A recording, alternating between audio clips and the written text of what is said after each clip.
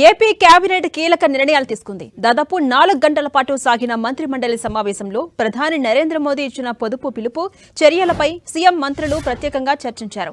ఏపీలోని ఉద్యోగులకు work from home అంశంపైన కీలక చర్చ కొనసాగింది.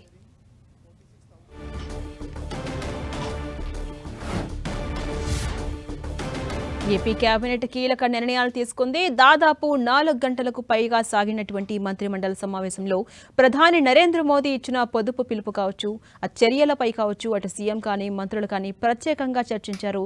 ఏపీలోని ఉద్యోగులకు వర్క్ ఫ్రం హోం అంశంపైన కీలక చర్చ కొనసాగినట్టుగా తెలుస్తోంది.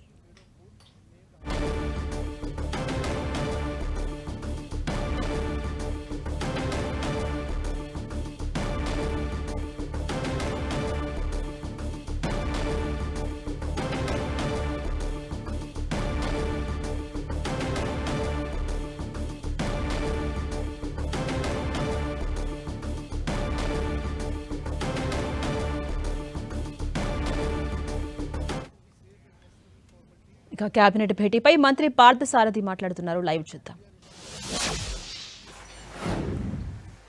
అనేక రకాల ఒత్తిళ్లు అన్ని రాష్ట్రాలు దేశం ఎదుర్కోబోతుంది. ఎందుకంటే మన agriculture products, for example banana కానివ్వండి, లేకపోతే అనేక హార్టికల్చర్ పంటలు కానివ్వండి, ప్యాడీ కానివ్వండి, లేకపోతే అనేక రకాల పంటలు ఎగుమతులు చేయిస్తాం. ప్రస్తుత యుద్ధ వాతావరణంలో ఎగుమతుల మీద ఒత్తిడి పడే పరిస్థితి ఉంది, ఎగుమతులు కాకపోవటం కానివ్వండి. అదేవిధంగా మనం దిగుమతులు చేసుకుంటే ఎరువులు ఉంటాయి, ఎరువులు ధర పెరగటం కానివ్వండి, మనకి కావాల్సినంత క్వాంటిటీ లభించకపోవటం కానివ్వండి, అనేక రకాల సమస్యలు మనందరం కూడా ఎదుర్కొంటామని చెప్పేసి మనం చేస్తాం నేను. మరి అదేవిధంగా gas imports, fuel imports, petrol, diesel, petroleum, ఇవన్నీ ఇంపోర్ట్స్ అన్నీ కూడా తగ్గే పరిస్థితులు ఉన్నాయి. కాబట్టి ఏం చేయాలని చెప్పేసి ముఖ్యమంత్రి గారు కొంత దిశానిర్దేశం చేయటం కూడా జరిగిందని చెప్పేసి మనం చేస్తున్నాం. దీంట్లో ముఖ్యంగా ఈ ప్రజాప్రతినిధులు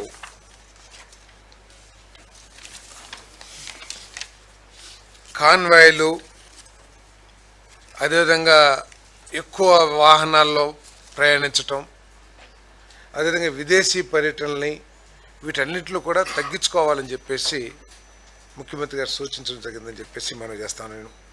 అదేవిధంగా ఎమ్మెల్యేలు, మంత్రులు కూడా సాధ్యమైనంత వరకు పబ్లిక్ ట్రాన్స్పోర్ట్ సిస్టమ్ కూడా యూజ్ చేస్తే బాగుంటుంది. ఎందుకంటే ఒక మంత్రి గారంటే ఆయన కారు, తర్వాత సెక్యూరిటీ కారు, తర్వాత ఇంకొంతమంది పిఏలు, లేకపోతే అట్లా కొద్ది కాన్వాయ్ లాగా కాకుండా అవి తగ్గించుకొని సాధ్యమైనంత తక్కువ వాహనాల్లో వెళ్ళాలి. అంతేకాకుండా అవకాశం వస్తే ఆ వాహనాలు పక్కన పెట్టి సైకిల్స్ కానివ్వండి, లేకపోతే పాదయాత్ర చేయటం కానివ్వండి చేయాలని చెప్పేసి కూడా. అంటే పాదయాత్ర అంటే ఇప్పుడు సపోజ్ ఒక టౌన్లో ఉన్నాము, ఒకళ్ళ ఇంటికాడి నుంచి ఇంకొకరి ఇంటికి వెళ్ళాలి, లేకపోతే ఒక బజార్ నుంచి ఇంకో బజార్కి వెళ్ళాలి. అక్కడ ఆ కొంచెం దూరం కూడా మనం కారులో వెళ్తాం. మనం కారులో ఎప్పుడైతే వెళ్తామో అన్ని కార్లు మన వెనకాల వస్తాయి, స్కాట్ అన్నీ కూడా. సో అట్లా కాకుండా పక్క బజారే కాబట్టి నడుచుకుంటూ వెళ్తాం. ఇవన్నీ కూడా మోడల్గా మనం అందరూ కూడా ఉండాలని చెప్పేసి ముఖ్యమంత్రి గారు సూచించడం జరిగిందని చెప్పేసి నేను మనవి చేస్తాను. ఒకరోజు నో వెహికల్ ఫ్రైడే అంటే ఆ రోజు అసలు వాహనాలు వినియోగించుకోకుండా ఈ కాన్వాయ్లు బస్సుల్లో కానీ, లేకపోతే అసలు వాహనాలు తగ్గించుకుని ఒకవేళ మీటింగ్స్ ఏమైనా ఉంటే వర్చువల్ మీటింగ్స్ కండక్ట్ చేయటం, ఇవన్నీ కూడా చెప్పడం జరిగిందని చెప్పేసి నేను మనవి చేస్తాను. అదేవిధంగా అధికారులు కూడా అవసరం వస్తే 2-3 ఆఫీసులు కలిసి, అదేవిధంగా మంత్రులు కానీ కలిసి, అంటే షేరింగ్ లాగా వస్తే కూడా కొంత, అంటే దీని మూలంగా ఎంత వస్తుంది అనేది కాదు, ఒక మోటివేషన్ టు ది పబ్లిక్. అంటే దేశం క్రైసిస్లో ఉన్నప్పుడు మనందరం కూడా నిలబడాలి అనే స్ఫూర్తితో ఇవన్నీ కూడా డిస్కస్ చేయడం జరిగిందని చెప్పేసి నేను మనవి చేస్తాను. అదేవిధంగా వీక్లీ గవర్నమెంట్ డిపార్ట్మెంట్స్లో ప్రతి వారం కూడా ఈ ఐఎన్పిఆర్ శాఖ ద్వారా ఈ ఏదైతే చర్యలు ఉన్నాయో పబ్లిక్ని మోటివేట్ చేసే విధంగా సోషల్ మీడియా ద్వారా, లేకపోతే పత్రికా ప్రకటనల ద్వారా, టీవీ ప్రచారం ద్వారా వీటన్నిటిని కూడా ప్రజలకి చేరవేయమని చెప్పేసి కూడా చెప్పడం జరిగిందని చెప్పేసి నేను మనవి చేస్తున్నాను. మరి step for the nation awareness campaign promoting walking and cycling. నాకు చెప్పేది కొంతమంది ముఖ్యమంత్రి గారు అవసరం వస్తే అందరం సైకిల్ మీద కూడా వద్దాం సెక్రటరియట్కి అంటే ఒక మోటివేషనల్గా వారు చెప్పడం జరిగిందని చెప్పేసి నేను మనవి చేస్తాను. మరి ఈవీ స్టేషన్స్ని ఎస్టాబ్లిష్ చేస్తానికి ఆ సంస్థలతో, ఎందుకంటే ఎప్పుడూ సంవత్సరంలో చేస్తాం 2 సంవత్సరాలు చేస్తామంటే కాదు, ఇప్పుడు క్రైసిస్ వచ్చే పరిస్థితులు ఉన్నాయి కాబట్టి ఈరోజు క్రైసిస్ వచ్చినా కూడా మనకి ఎటువంటి ఇబ్బంది లేకుండా పరిస్థితులు మనం క్రియేట్ చేసుకోవాలి. కాబట్టి ఈవీ స్టేషన్స్ ఎవరైనా ఇమీడియట్గా పెట్టేవాళ్ళు ఉంటే వాళ్ళకి ఇన్సెంటివ్స్ ఇచ్చైనా సరే వాళ్ళతో మాట్లాడమని చెప్పేసి కూడా చెప్పడం జరిగిందని చెప్పేసి నేను మనవి చేస్తాను. మరి ట్రాఫిక్ సిస్టమ్ దగ్గర కూడా ట్రాఫిక్ సిస్టమ్ రాష్ట్ర వ్యాప్తంగా ట్రాఫిక్ సిస్టమ్ అంటే ఈ సిగ్నల్ లైట్స్ ఉంటాయి కదా, అక్కడ ట్రాఫిక్ జామ్స్ లేకపోతే అక్కడ ఎక్కువగా ఐడ్లింగ్ ఇంజన్స్ అవన్నీ లేకోకుండా అక్కడ fast movement of the vehicles కూడా పోలీస్ డిపార్ట్మెంట్ కూడా తగు చర్యలు తీసుకోవాలని చెప్పేసి కూడా ముఖ్యమంత్రి గారు సూచించడం జరిగింది. అదేవిధంగా ఆర్టీసీ డిపార్ట్మెంట్ కూడా ఆర్టీసీ వారిని కూడా మరి ఏ విధంగా వారు ఖర్చు తగ్గించుకోగలరు, ఫ్యూల్గా ఖర్చు తగ్గించుకోగలరు, వారిని కూడా స్ట్రాటజీ ఇవ్వమని చెప్పేసి కూడా చెప్పడం జరిగింది. మరి ఏదైతే ఇప్పటికే కేంద్ర ప్రభుత్వం నుంచి మన రాష్ట్ర ప్రభుత్వం ఈవీ బస్సెస్ తీసుకోవాలని ఏదైతే చేశారో దాన్ని ఎక్స్పెడిట్ చేసి వెంటనే వచ్చే విధంగా కూడా మరి చర్యలు తీసుకోమని చెప్పేసి కూడా మనవి చేశారని చెప్పేసి మనం చేస్తాను.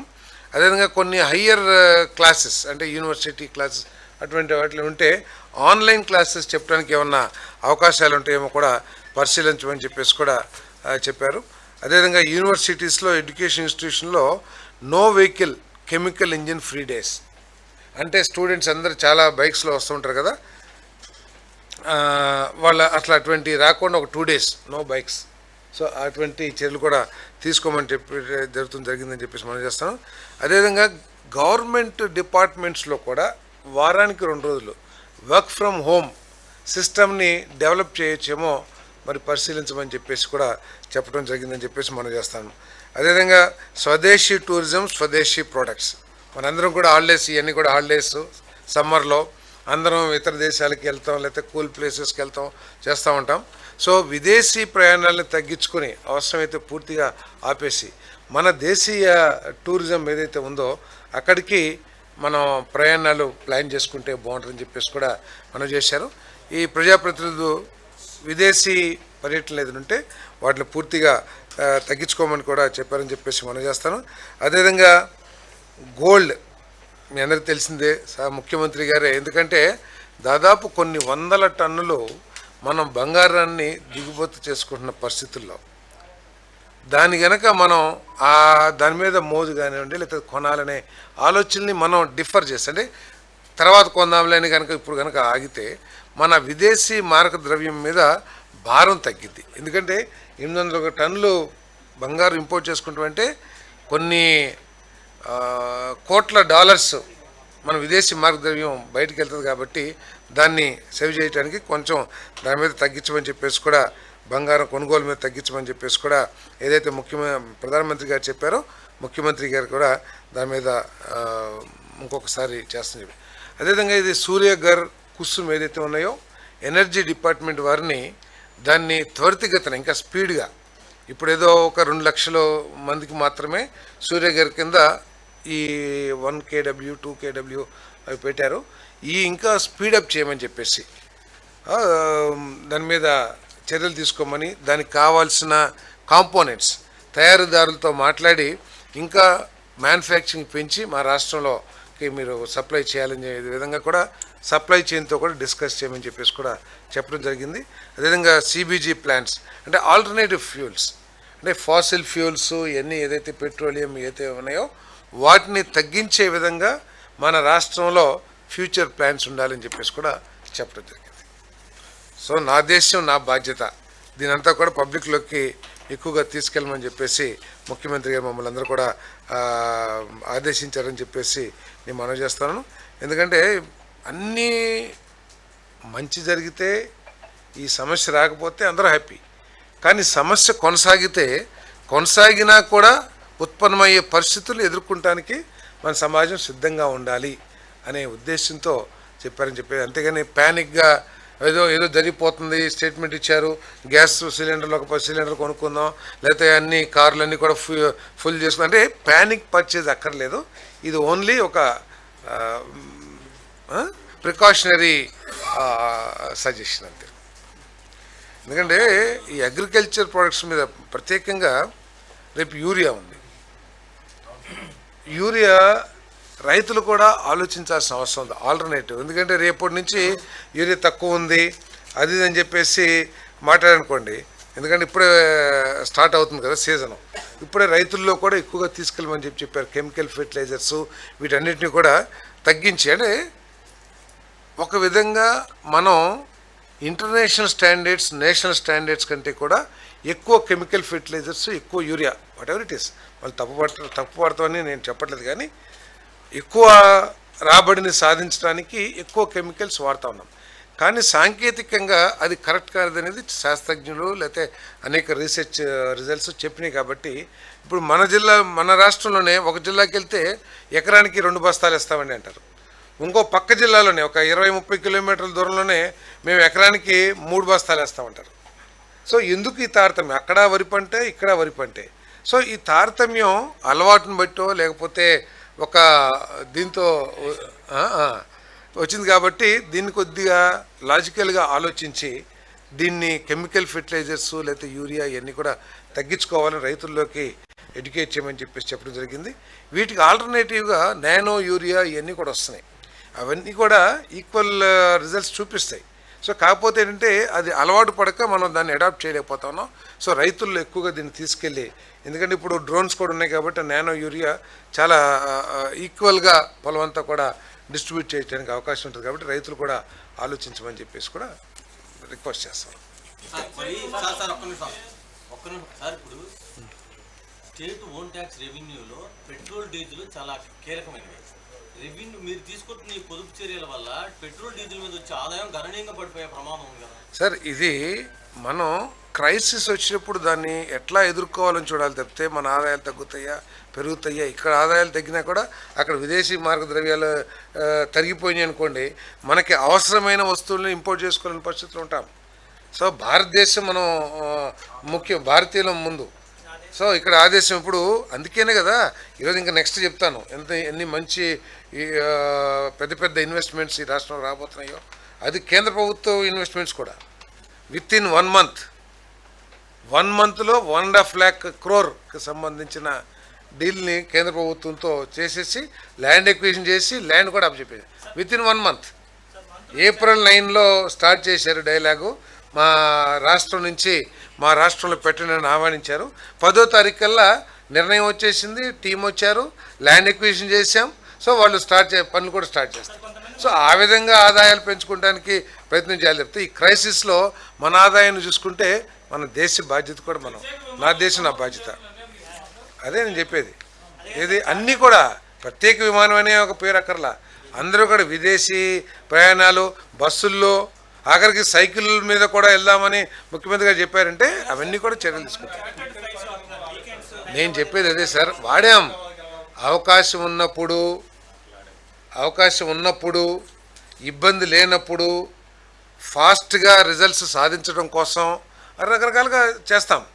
ఒకప్పుడు అందరం బస్సులోనే వెళ్ళేవాళ్ళం, ఇప్పుడు అందరం ఫ్లైట్స్లోనే వెళ్తున్నాం లేదా. కాబట్టి మీరు ఏదైతే స్పెషల్ ఫ్లైట్స్ ఏదైతే ఉన్నారో అది తప్పకుండా ఈ క్రైసిస్లో తప్పకుండా వాటిని తగ్గించుకుంటాం.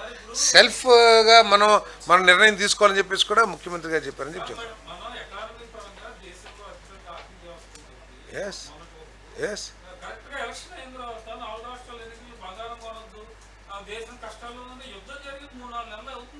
2 నెలలే సార్ జరిగింది. ఎప్పుడు ఫిబ్రవరి నుంచే కదా జరిగింది. కాదండి, ఆల్ ఆఫ్ ఏ సడన్ ఏం కాదు ఇది యుద్ధం కాదండి. ట్రంప్ గారు చెప్పారు, మీరు చెప్పేది ఏంటి? కొమైనీని చంపగానే యుద్ధం అయిపోయింది, వంది వార్ అని చెప్పేశారు. ప్రజలు కూడా కొంత అదే అనుకున్నారు. కానీ ఇరాన్ రిటాలియేట్ చేసి ఎవరిని ఊహించారా? సో ఇన్ని రోజులు ఆ యుద్ధం ఇరాన్ చేయగలదని ఎవరిని ఊహించారా? ప్రపంచంలో ఇటువంటి పరిస్థితులు ఉంటాయని ఊహించారా? ఇది ఇంకా ముందుకు కూడా కొనసాగేటుంది. ఈరోజు మన ట్రంప్ గారు చైనాకి వెళ్ళారు. చైనా కండిషన్స్ డిమాండ్స్ వాళ్ళు ముందు పెట్టారు. ఇవన్నీ సెటిల్ కాలేదనుకోండి, ఈ పరిస్థితులు సున్నితమైన పరిస్థితులు కొనసాగే అవకాశం ఉంటుంది. కాబట్టి